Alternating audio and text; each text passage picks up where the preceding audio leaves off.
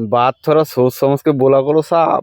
কিছুদিন আগত chief justice কইছি ককরোচ জনতা পার্টি তৈরি হয়ে গেছে, যেটা বর্তমান সময় সরকারের ঘুম হারাম করে দিছে। আন্দোলন, প্রোটেস্ট, স্কুল ঠিক করো, মতলব কি ঘুম হারাম করে দিছে।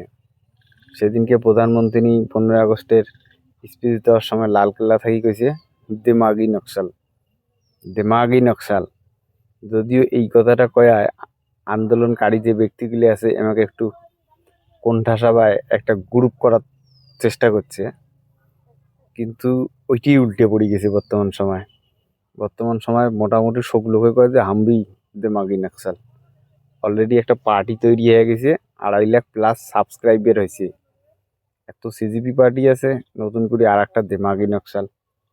মতলব কি যখন মানুষের খারাপ সময় আসে না, তখন উটির পিটুত বসে থাকলেও কুত্তে কামড়ায়।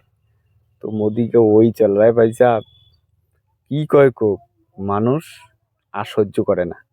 কোনো না কোনো একটা ভুল বের করিয়ে মোদিকে আর সহ্য হচ্ছে না, এনি হাউ এই সরকারটাকে চেঞ্জ করবেই।